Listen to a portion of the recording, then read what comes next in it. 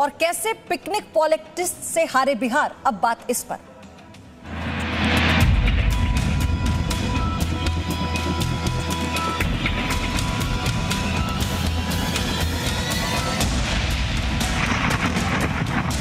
कांग्रेस जो है महागठबंधन के पैर में जंजीर बन गई।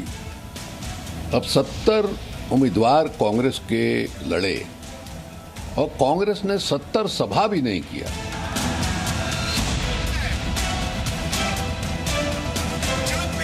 यहाँ चुनाव हो रहा है, राहुल गांधी जो है प्रियंका जी के साथ जाकर के मैंने शिमला में उनके घर पर पिकनिक मना रहे हैं।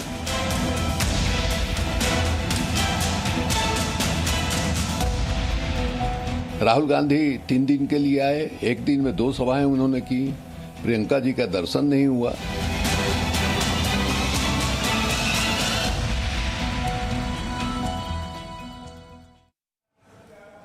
तो वैसे मैं फटाफट आपको इस वक्त सवाल बता देती हूं कि आगे चर्चा में हम कौन से सवाल उठाने वाले हैं। पहला सवाल ये, राहुल प्रियंका की पिकनिक पॉलिटिक्स से क्या महागठबंधन हारा है?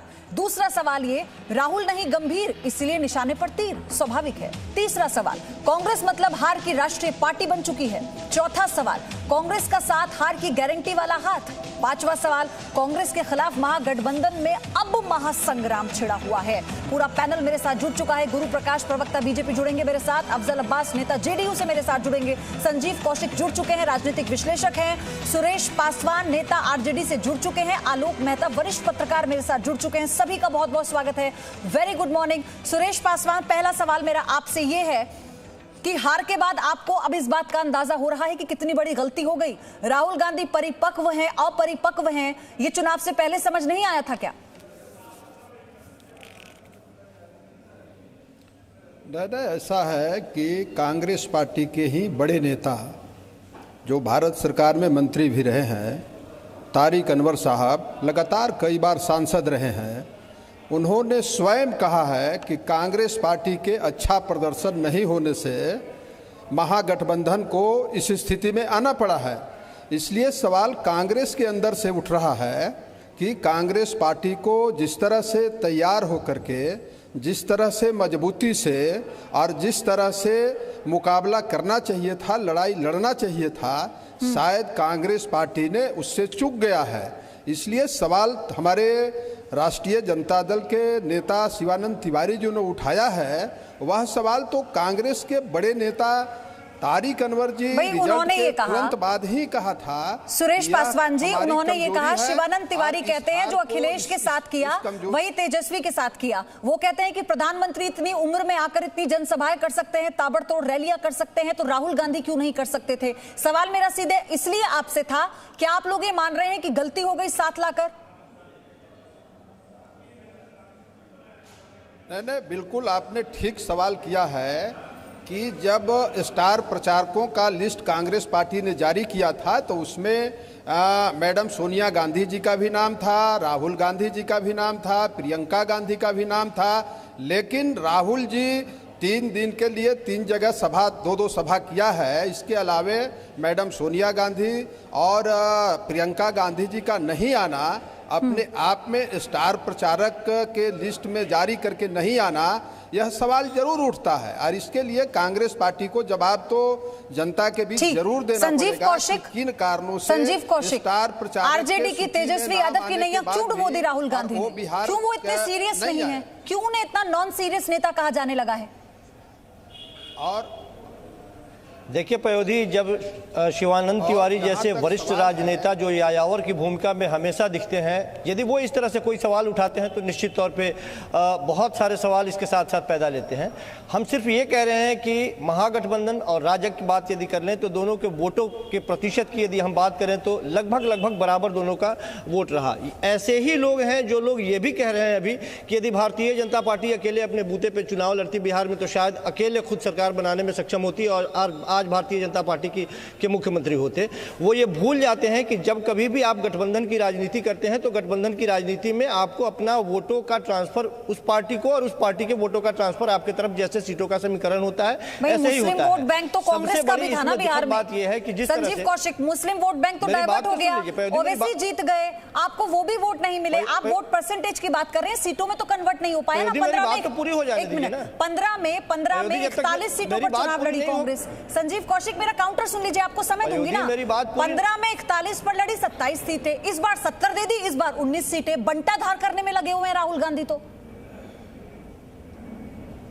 अब मैं उसी बात पे आ रहा था कि यह मानने में कोई गुरेज नहीं होनी चाहिए कि भारतीय राजद के जो वोट थे वो कांग्रेस को शिफ्ट नहीं हो पाया, जबकि कांग्रेस के वो सारे वोट राजद की तरफ शिफ्ट हुए। इसका कारण मैं ये बताता हूं कि यदि शिवानंद तिवारी आज मुंह खोल रहे हैं, उनको बीच इलेक्शन में तब भी मुंह खोलना चाहिए था जब तेजस्वी यादव भरी समाज में भरे मंच पर यदि बड़े या बाबुओं के लिए जो शब्द का इस्तेमाल करते हैं, और जाहिर सी बात है कि उस शब्द के बाद में जो चीज़ सुनाई देता है और जिस तरह से वोटों का एक तरह से ध्रुवीकरण हो जाता है, उसके बारे में भी उनको बोलना चाहिए था।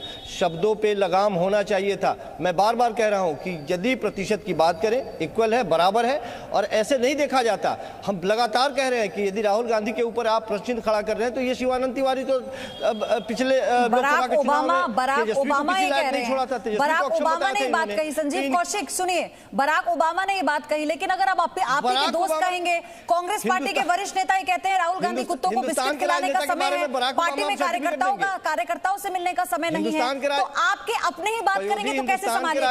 आलोक मेहता सर, आपके पास मैं आ रही हूँ, लेकिन गुरु प्रकाश बीजेपी प्रवक्ता मेरे साथ जुड़ गए। ओके संजीव कौशिक, सबके पास पहले जाने दीजिए, रिएक्शन लेने दीजिए मुझे। गुरु प्रकाश, क्या राहुल गांधी इतना काम तो आसान कर देते हैं आप लोगों का, तो आपको जरूरत क्या मेहनत करने की? नहीं, देखिए ऐसा है कि कांग्रेस पार्टी बिहार में 1995 के बाद से होपफुली है। आप देखेंगे वो 40 सीट पे लड़े, 240 सीट पे लड़े, उनका जो वोट प्रतिशत है निरंतर गिरता जा रहा है। कांग्रेस पार्टी केंद्र में, प्रांत में नेतृत्व विहीन, नीति विहीन, कल्पना विहीन और क्षमता विहीन हो गई है। तो अब इसमें अब वो 3 पैर की चौकी है कि 4 पैर की चौकी है, इस पे जाना उचित नहीं है।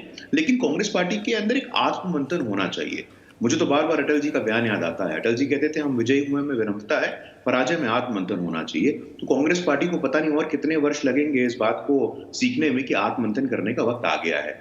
10 वर्ष से कांग्रेस पार्टी के उपाध्यक्ष जब थे राहुल गांधी जी, तमाम लिस्ट में गिरा सकता हूं आपको स्टेट हारे, अध्यक्ष रूप में तमाम लिस्ट में गिरा सकता हूं स्टेट हारे। तो आखिरकार आत्ममंथन कब होगा? कांग्रेस पार्टी को आत्ममंथन करने की सख्त आवश्यकता है। सर, अब सबके जहन में यही बात है, जो कुछ भी कहा जा रहा है उसके बाद तो यह है ना कि आत्ममंथन वाकई कब होगा कांग्रेस पार्टी में?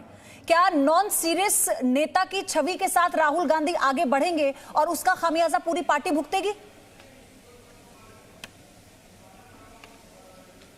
अयोधी जी, यदि आपने आज कपिल सिब्बल जी का वक्तव्य देखा हो, नहीं तो अभी देख लीजिएगा, इंडियन एक्सप्रेस या किसी अखबार में है, उन्होंने कहा है कि अभी आत्ममंथन का भी समय निकल गया। इतनी बार आत्ममंथन करेंगे? राहुल गांधी 12-13 साल तो उनको सांसद बने हो चुके हैं, अपनी सीट हार चुके हैं।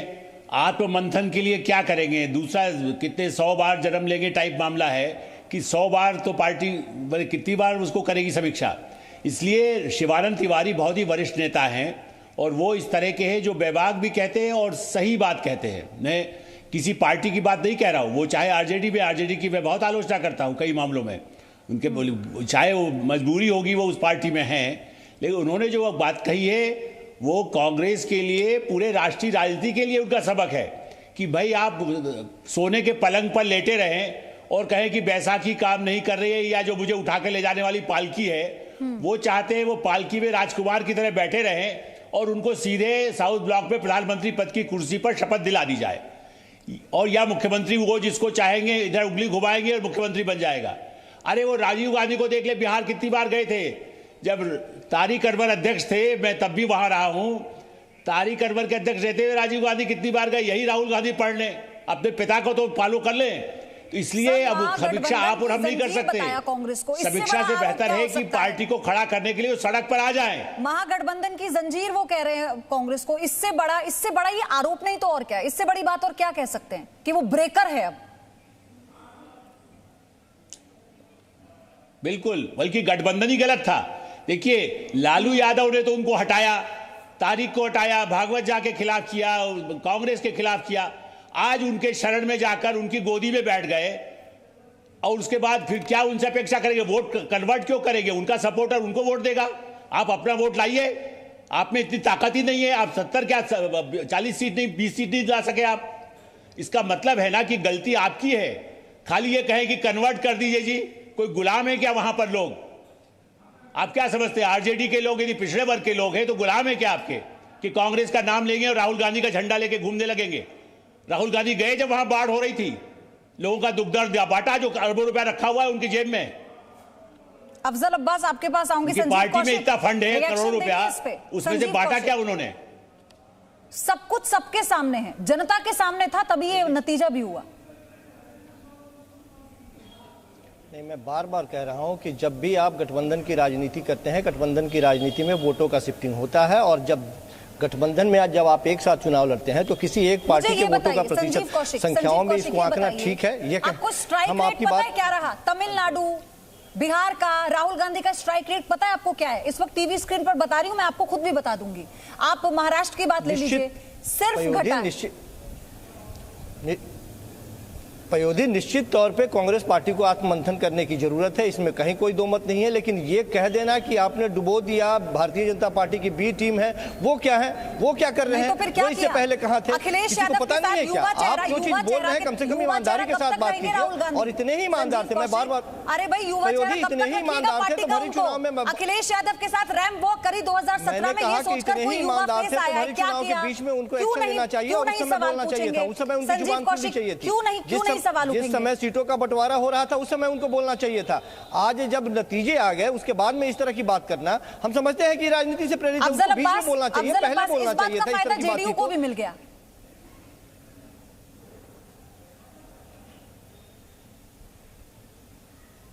अफजल अब्बास, आवाज नहीं पहुंची। बोलिए। मैंने कहा राहुल गांधी का तेजस्वी के साथ आने का फायदा जेडीयू को भी मिल गया। नहीं, देखिए, जेडीयू को राहुल गांधी से फायदा नहीं मिला। हम तो अपने बलबूते पे लड़े। राहुल गांधी को जेडीयू से फायदा मिला था 2015 में। आप स्ट्राइक रेट देख लिए, नीतीश कुमार के साथ 41 में 27 जीते थे। आज क्या कहाँ चले गए? तो फायदा तो हम दिए थे, हमारा वोट ट्रांसफर हुआ था। ये तो बिल्कुल सही बात है कि जिस तरह से उपचुनाव में इनको हार मिली है, फिर बिहार में भी स्ट्राइक रेट बहुत अच्छा नहीं रहा, तो बिल्कुल सही है कि इनको कांग्रेस को आत्ममंथन करने की जरूरत है। मैं महागठबंधन पे उंगली उठाने की कोई हैसियत नहीं रखता हूँ, ये उनका मामला है। और शिवानंद तिवारी क्या बोलते हैं और किसे बोलते हैं, ये महागठबंधन के लोग बोले। लेकिन कांग्रेस को रोड पे आना चाहिए था, बिल्कुल सही कहा। क्योंकि आप बाहर में कितने बार राहुल गांधी आए बिहार में, बताया मुझे, कितने कलकत्ता रोड पे उतरे? कोई नहीं उतरा। कोविड-19 पे क्या बोले, सिर्फ खाली बोलते रहे। बिहार के में क्या क्या होते हैं, तो ये सब बिहार की जनता भी देख रही थी। तो इसका परिणाम तो सबको भुगतना पड़ता है। ठीक, मेरे पास समय की कमी है, मैं माफी चाहती हूँ। आलोक मेहता सर, आपसे लास्ट कमेंट मुझे इसलिए चाहिए, आपने तो कांग्रेस को कवर किया है, आपने अब जो हालात बने हैं कांग्रेस पार्टी के, इससे आगे क्या? देखिए, मैं तो ऐसा मानता हूं कि उनको, जैसे पहले उन्होंने अध्यक्ष पद से इस्तीफा दिया था, तारिक अनवर चाहे उनको, यदि वो मानते हैं कि अल्पसंख्यकों का वोट लेना है, आप उनको अध्यक्ष बना दीजिए। ऐसे किसी अनुभवी को जो चुनाव लड़े हों, गुलाम नबी आज़ाद भी उस लायक अब नहीं रहे। गुलाम नबी आज़ाद कितनी बार चुनाव लड़े हैं, गुलाम नबी आज़ाद कश्मीर में भी चुनाव लड़ करके देख लें। उनको सिर पे बिठा लेते हैं, कभी कश्मीर में उनको भी नहीं मानते हैं। आज कश्मीर में पंचायत चुनाव में उनकी नहीं सुनी गई।